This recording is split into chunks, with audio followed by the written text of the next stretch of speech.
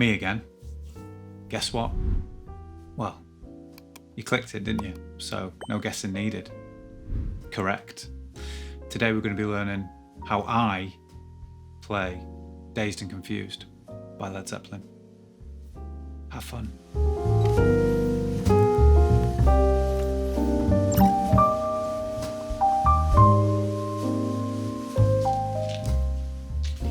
Yeah, love. What album was Dazed and Confused on? Number 1. Lovely. Come on. Where are you? Jimmy picks up the bow. It was in 1966, on one of his many recordings as a session musician, that Jimmy Page first used a bow on his guitar. Then it was a Gibson Black Beauty. The following year, he would employ the effect again on the Yardbirds track Tinker, Tailor, Soldier, Sailor, Little Games, 1967. The idea was not entirely new, however, and Eddie Phillips, who played guitar with the beat group The Creation, was already something of a specialist in bowing the electric guitar. According to Page, it was the violinist David McCallum Sr., father of the actor David McCallum, who insisted that he try a bow on his guitar. David McCallum Sr. would later play the violin on the masterly sound collage on the Beatles' A Day in the Life, Sgt. Pepper's Lonely Hearts Club Band, 1967. Little bit of trivia for you. And that, ladies and gentlemen, concludes story time.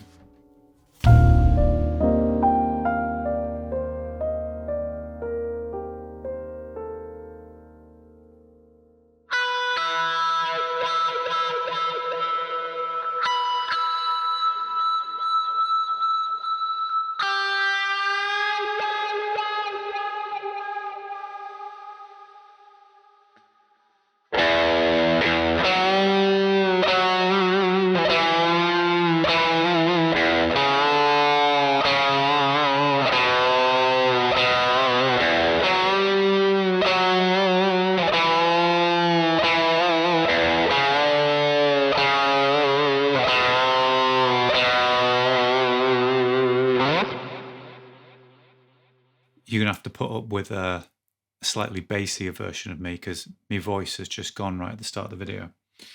So, to open with, we're going to hit some harmonics. 12th fret of the B, 12th fret of the high E. Give that wah a little bit of a wobble, backwards and forwards. Come down to the 5th fret of the B and the E. Keep the wah pushed to the front. And now you're going to grab the 8th fret of the B string, whole tone bend up gradually, and then back down, and then back up, and back down if you want, and then back up again, if you feel like it. You can keep the wah going.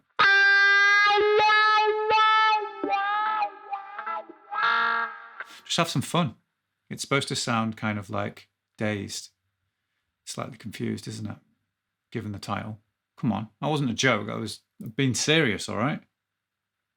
Concentrate.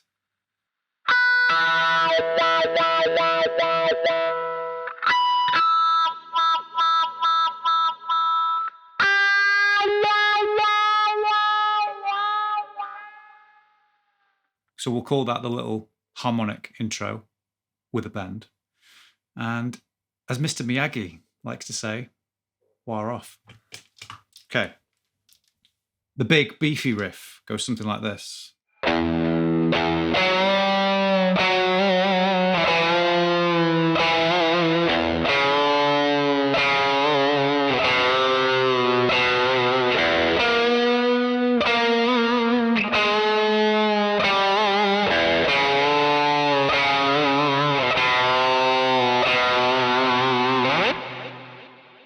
So that awesome guitar riff that kicks in, that sounds all doom and gloom, dazed and confused, is chromatically descending, first of all from G through to E,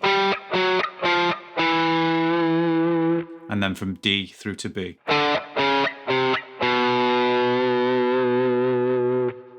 And in order to get it sounding kind of spooky, we're actually going to bend up a semitone from the F sharp to the G. Let it down, give the F sharp some vibrato, and then do the same thing from the E up to the F. Hit a little open E passing note, C sharp up to the D, and then the B up to the C.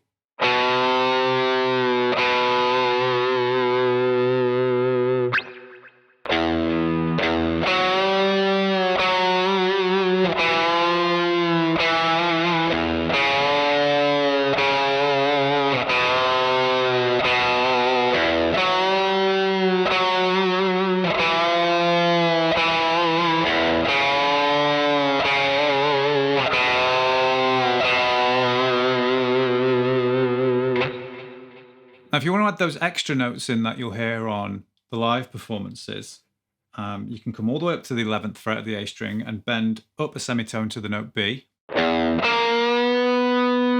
it down, vibrato. Then bend the 11th fret up to the A on the 12. But when you let it down this time, hit the 10th fret with the index finger, the G.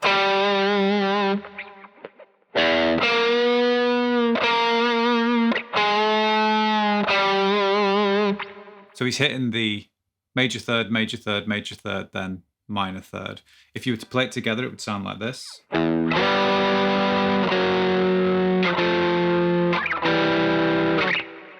You could add the other thirds descending if you wanted.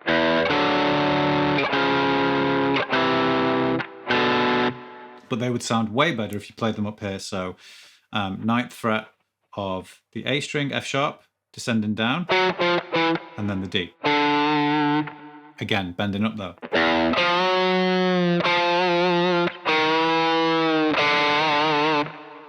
But I feel like most of the time on the live ones that I've seen, he just kind of puts the higher major thirds in and then goes back to the original line like this.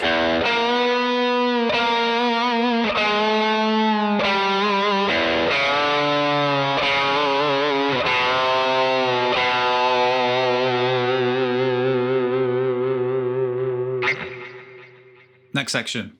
We're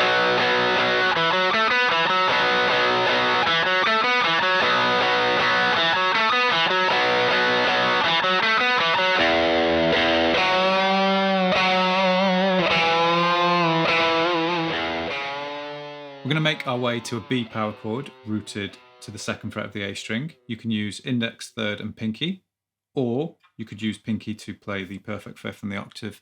And as we know, I tend to gravitate towards that shape. You're going to start by strumming down 3 times. And then we've got this little riff. So just 2nd and 4th frets of the D, then the G, and then back to the D. And then you can just throw the power chord back on, hit it 3 times.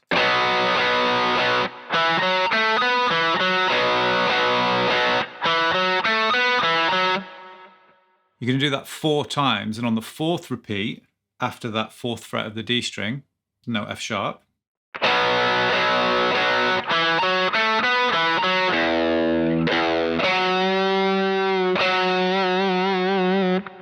you're going to hit that low E twice, 2 little passing notes, actually make your way up to F sharp, but on the 9th fret of the A string, and then go back into that chromatically descending riff.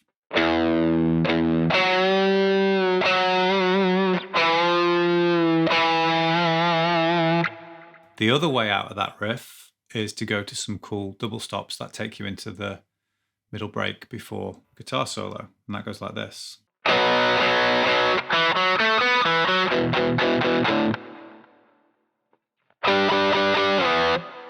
You're going to bar the 2nd fret of the A and the D, and then go to the 2 open strings.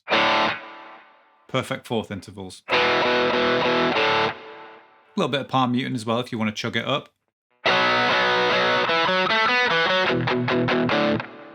And then we've got this. So that's a G power chord, 10th fret of the A string, and then slide back to E, root to the 7th fret. And then you've got a series of kind of volume swells, volume pedal, or even using the volume on your guitar, or a violin bow, depending on how cool you are. But something I like to do is hit the power chord with the volume down, roll it in and slide down to the E.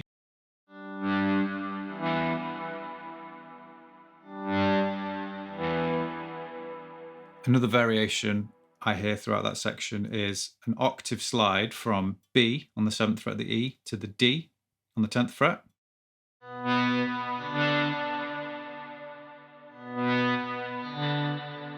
Play around with the volume swells. I also hear a B note that's kind of pulled ever so slightly. And I suppose the big one that you're hearing there is that whole tone bend from the 12th fret of the E, the octave. As you let it down, you're going to do a hammer on pull off from the 10th fret back to that 12.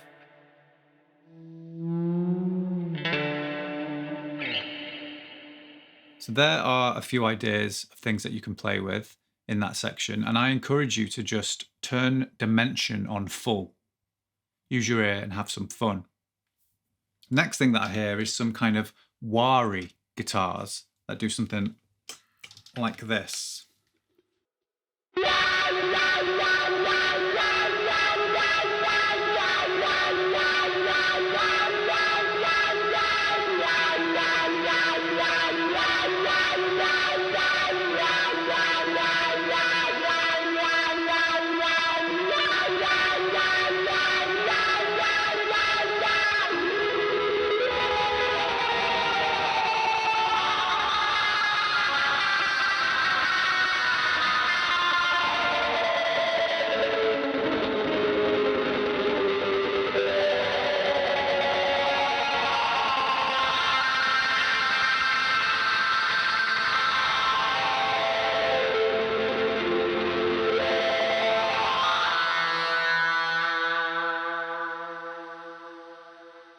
If I was playing this song live, this is what I would do in this section. Basically paired a few different shapes with some tremolo picking and the wah just going forwards and backwards and a crap load of reverb. Here's the shapes that I've gone for. 7th fret of the B with the 10th fret of the E. And then move that up 2 frets to 9 and 12. Same again.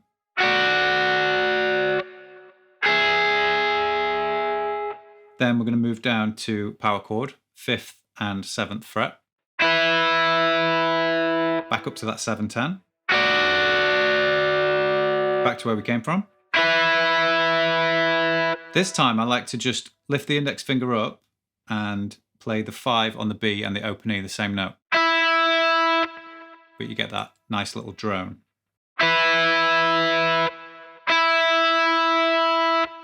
Back up to the 7-10. Then the 9-12.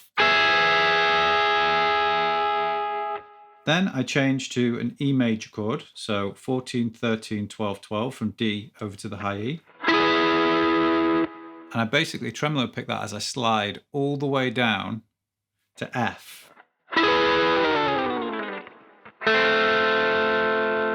I hang out there for quite a bit, building the tension before dropping down a semitone.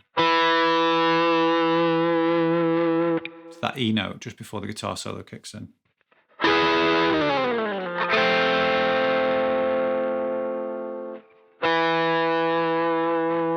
So now I'm going to tremolo pick through those chords in that order, but I'm going to kick the wah on and just rock it forwards and backwards 4 times per chord.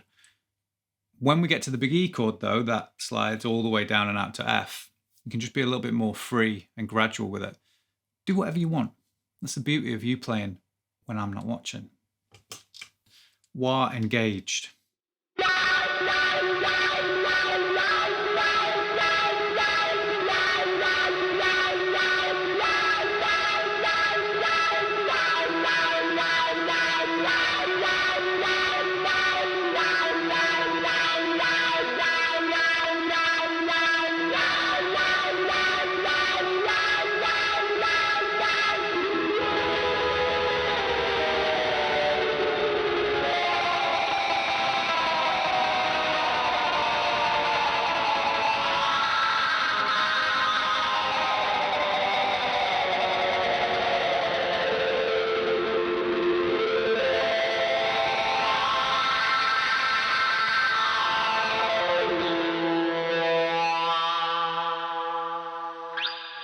Ladies and gentlemen, Mr. John Bonham.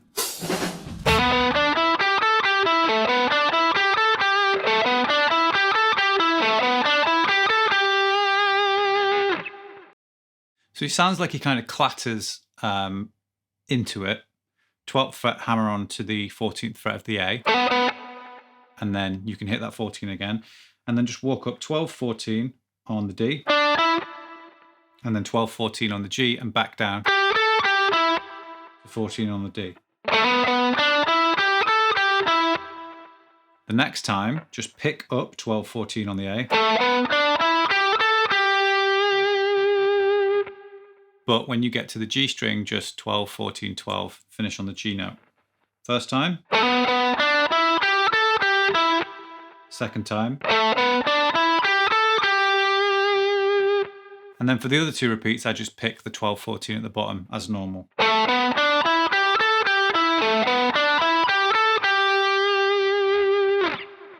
Together, kind of hurried, something like this.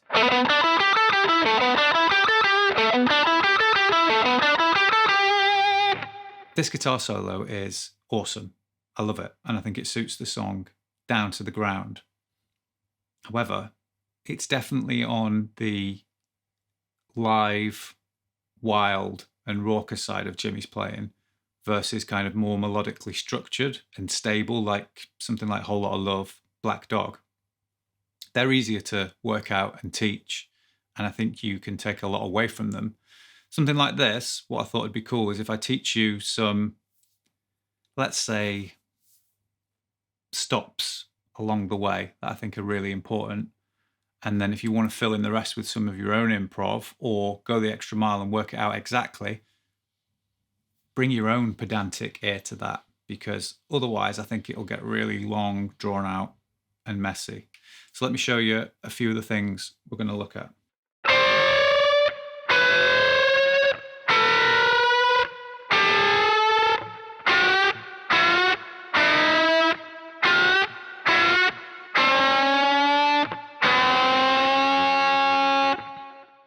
So these double stop bends or oblique bends are really cool. You're basically fretting one note. In this case, we're going to start on the 15th fret of the B.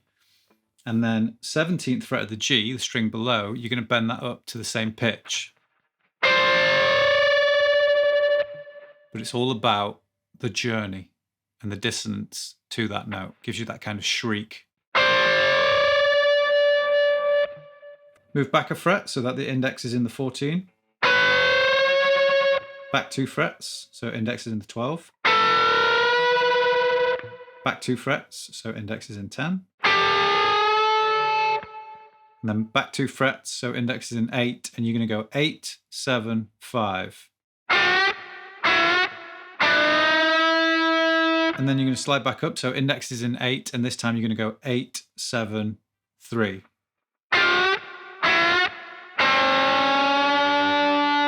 And then down one more fret.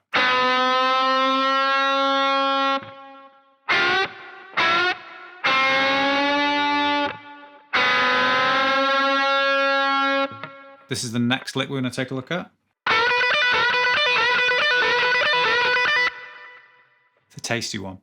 So it starts with one of those bends we've just been doing. Index finger on the 12th fret of the B, third finger on the 14th fret of the G, push that up a whole step. And then you're going to hit down up on the 12th fret of the B string. Then pick the pinky on a downstroke, 15th fret of the B, and pull off. And then just repeat it.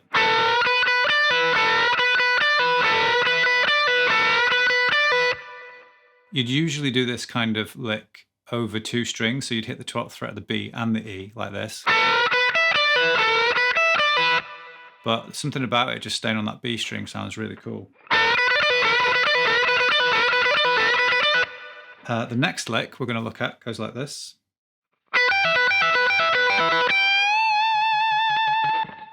Of course, if you've learnt the Stairway to Heaven solo, you'll already know this lick. It's the last one, except we're down on the 12th fret of the B and the E with a little bar. And we're going to be pulling off that 15th fret of the E with the third finger.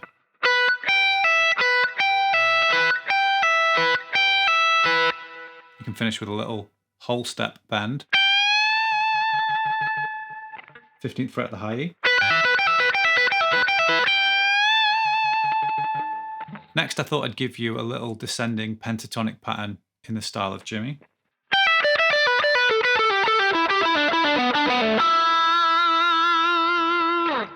Again, if you've learnt a lot of Page stuff, you'll have definitely done this lick before, but if not, we're going to learn something new. It's cool. Descending down the E pentatonic minor scale, I'm going to start with a pull off from the 15th fret of the high E to the 12, come down to the 15 on the B, and then you're going to hit the 12th fret of the high E and then pull that 15 on the B off back to the 12. If you can get that pattern into your head, you're just going to repeat it as you descend down the scale, right?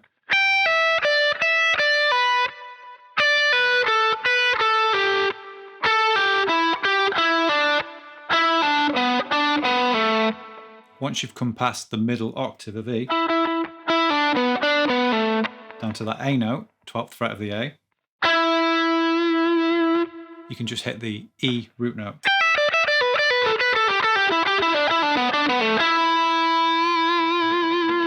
It's a nice little pattern to have in the bank.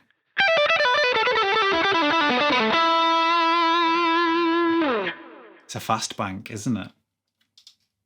Next little lick. Again, if you learnt the Heartbreaker solo with me, you'll already know this lick. I'm going to start on the 17th fret of the B string, the note E, index finger, hammer and pull off to the 20, very quick, then come down to the 19th fret of the G with the second finger, back to the 17 on the B, and then the 20. That's the pattern. You just need to repeat it very quickly.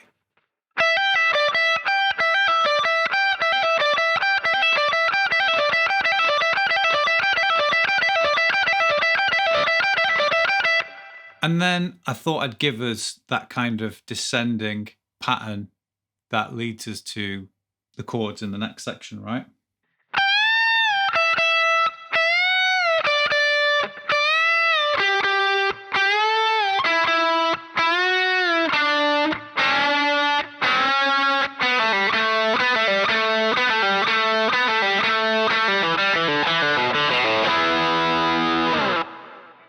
So 20th fret of the B string, whole step bend, or you can push it tone and a half like Jimmy likes to do. Then 17th fret of the B twice. Then hit that note, bend that up a whole step. Then 15 on the B twice. Then bend the 15 up. 12 on the G twice. Then bend that up. Then 9 on the G twice. Then bend that up. 7 on the G once. What happened there? Where's the second note, Jimmy? Didn't play it.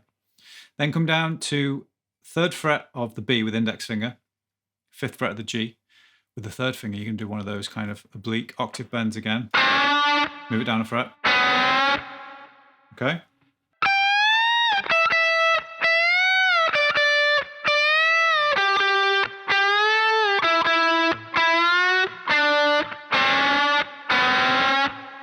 So this next lick is very cool.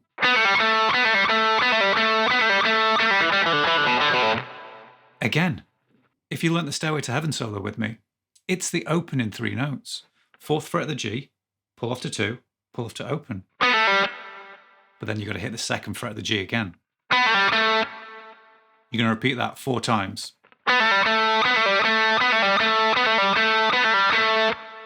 So what I've done at the end of this lick is just tail it off with one of those Page style descending pentatonic runs. 2nd fret of the G with the index finger pulling off to the open, down to the 2nd fret of the D, hit the open G, pull the 2nd fret of the D off to the open D, and so on. Make your way down. After pulling off to the open A for the first time, come up to an E bar chord.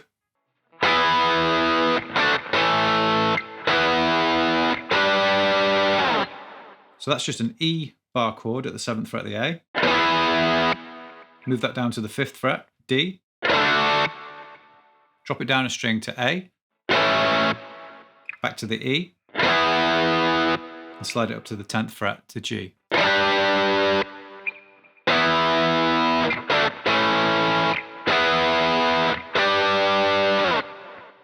You could experiment with different inversions if you wanted.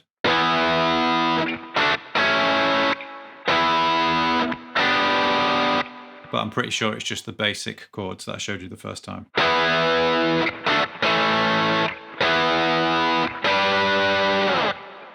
The last thing we need to look at is what happens in the outro. It's dead simple. I'm going to start on that B power chord that we had on before.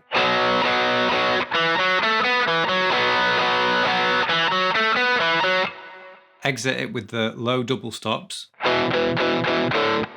Now there's a couple of ways you could play this. You could play it like this.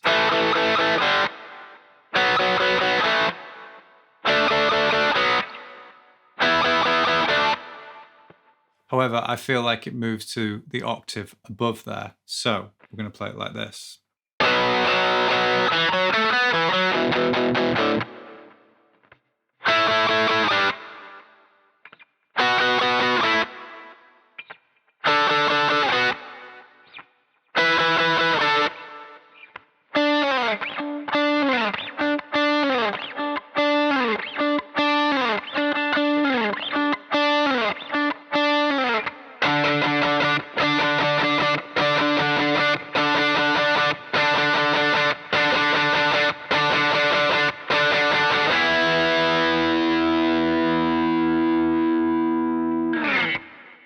So it exits the same way to those low double stops. Then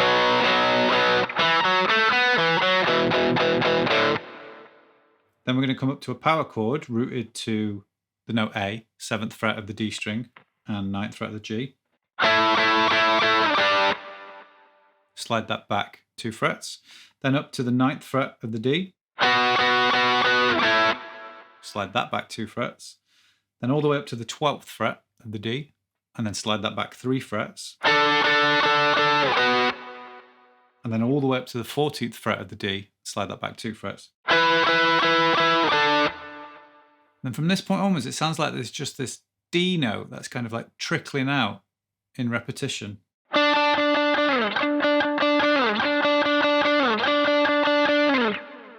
It also sounds cool if you play it on the 7th fret of the G, because you get that thinner, brighter tone.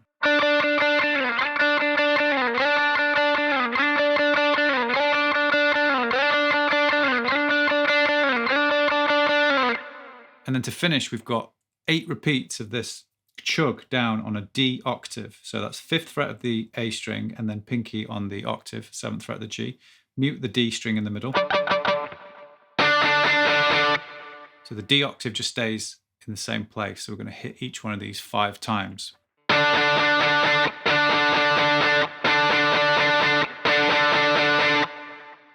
On the 8th repeat though, you're going to hit it 4 times and then move up to an E power chord.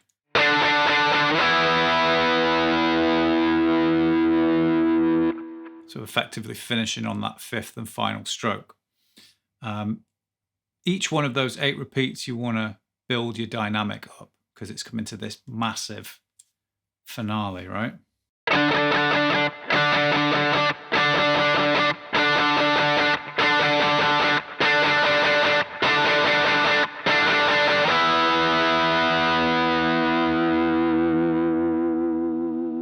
I hope you enjoyed that. It was supposed to be a relatively simple one, but turned out to be partial whopper. I guess when Jimmy Page is involved, that's always a possibility. I will point out the wah that I'm using today, and every day, because it's the only wah that I own, is the signature Joe Bonamassa Crybaby from Dunlop. But I thought that you might be asking, so there's your answer. As always, don't forget you can find tabs to help you out with this lesson over on my Patreon. Don't forget to hit like, subscribe, the bell next to it, and drop me a very delicious comment, or even a super thanks. And I would be very grateful, as always. Now I'm going to go because I've got about 15 minutes before one of my private lessons, and I'm starving. I'm going to have to stuff my face with some crap from the fridge. Pathetic. See you soon.